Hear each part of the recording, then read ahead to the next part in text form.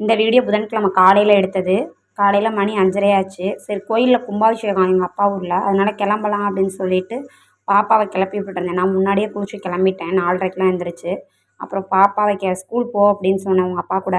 அது நான் போகல, நான் உங்கள் கூட தான் வருவேன் அப்படின்ட்டு சரின்ட்டு கிளப்பி விட்டேன். லீவ் போட்டு போனால் போயிட்டு போகுது அப்படின்ட்டு. அவங்க தம்பியும் குளிச்சு கிளம்பிட்டாரு. கிளம்பிட்டு அவர் போய் படுத்து சௌரியமாக படுத்துக்கிட்டார் மறுபடியும். ஏன்னா நைட்டெல்லாம் சரியாக அவர் தூங்கலை. நைட்டு 1 மணிக்கு வாமிட்டிங் எடுக்கும். அந்த டயர்டில் அப்படியே மறுபடியும் படுத்துட்டார். அப்புறம் காலையில் சரின்ட்டு நானும் அவங்க தம்பி பாப்பா நாங்கள் 3 பேர் மட்டும்தான் போனோம். எங்கள் ஹஸ்பண்ட் வரல. சரி வாங்க நான் பஸ் ஏற்றி விட்றேன் அப்படின்னு சொல்லிட்டு எங்கள் வீட்டுக்கார் வந்தாங்க. பாப்பா ஜாலியாக என்ஜாய் பண்ணிட்டு வந்துச்சு.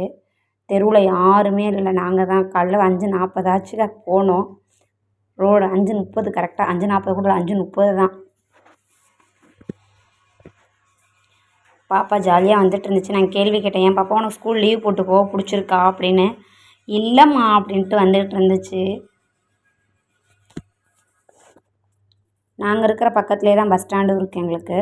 அப்புறம் பஸ் ஸ்டாண்டில் பார்த்தோம் அப்படின்னா பஸ்ஸுக்கு எல்லாம் வெயிட் பண்ணிட்டு இருந்தாங்க. அவ்வளோக்கா பஸ் இல்லைன்னா கொஞ்சம் நேரம் கழிச்சு வந்தால் பஸ்ஸு டிராஃபிக் நிறையா இருக்கும். லைட்டாக விடிஞ்சிருச்சு. அப்புறம் பஸ் ஏறி கிளம்பிட்டோம். பாப்பா பஸ்ஸில் பாட்டு போட்டுக்கும் நல்லா சிரித்து என்ஜாய் பண்ணிட்டு வந்தாங்க. நின்றுக்கிட்டு வரேம்மா உட்காந்து கொஞ்சம் முட்டி போட்டுக்கிட்டு சீட்டில் மண்டையை ஆட்டிக்கிட்டு வந்தாங்க பிடிச்ச பாட்டுங்கவும். தம்பி ரொம்ப சோர்ந்து போயிட்டார். அதனால் சரின்ட்டு மடியிலே விட தட்டி கொடுத்துட்டு வந்தேன்.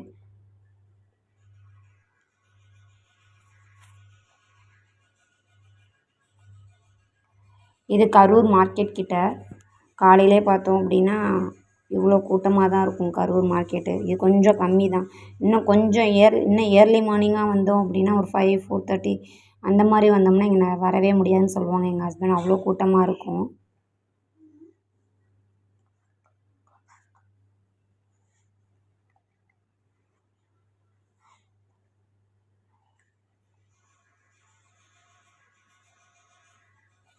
எல்லாம் காலையிலே இவ்வளோ இதாக இருக்குது. காயெல்லாம் ஃப்ரெஷ்ஷாக தான் இருக்கும்.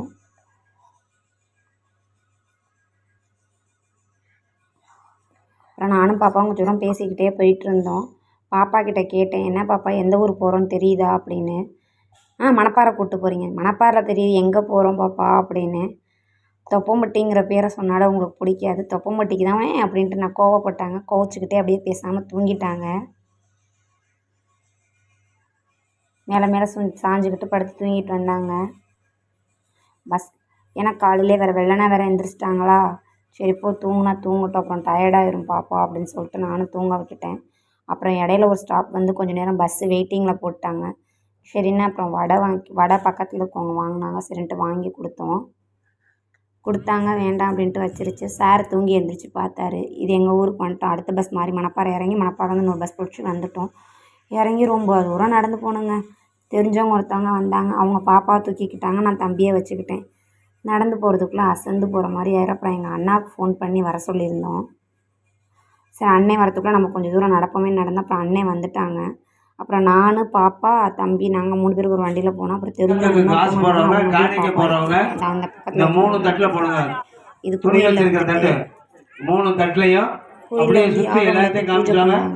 இதை உள்ள வைங்க எடுத்துக்கிறேன். ஐயா தம்பி வாங்கிக்கொண்டு போய் ஐயா எல்லாம் சுற்றி வாங்கிட்டாங்க. ஒவ்வொரு பக்கமும் கமாதின் கணாசாமம் கதரிம் கமேஸ்வரங் கதிதான் காந்தயா ஜன்மயா காமகோட்டி ஓம் சக்தி ஓம் பூர்ணாகுதி முக்தமாம் யோகதி சர்வம் ஆஜாய உதவி சாகவே நமோ யம்மாயே சமனாய ஓமாய் ஒரே காமாம் காமம் ஐயர் நடத்த கும்பத்தை வச்சு கோயிலுக்கு கொடுத்தா வண்டி எடுத்து வச்சுருந்தாங்க. எல்லாம் வந்துட்டு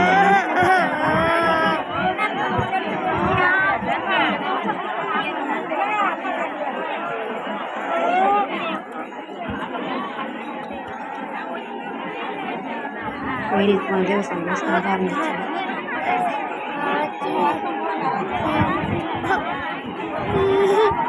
என்னால் நிறையா வீடியோ எடுக்க முடியல. தம்பியும் வர உடம்பு சரியாக நான் கையில் வச்சுக்கிட்டு வீடியோ பார்த்து கவர் பண்ண முடியல.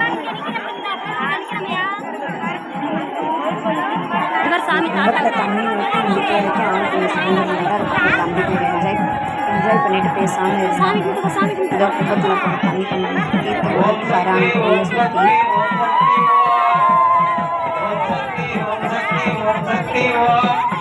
எல்லாம் பாதி பேர் புடவை போட ஆரம்பிச்சிட்டாங்க. கொஞ்சம் புடவைலாம் போடுறது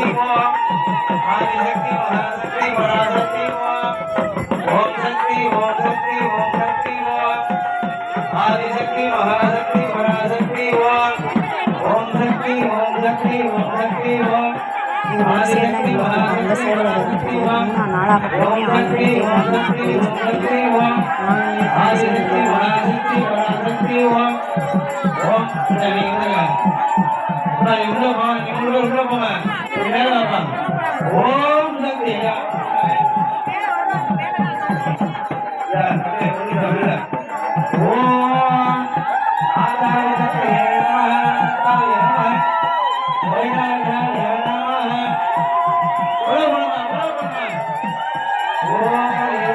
கலசத்தை கொண்டுட்டு எல்லாம்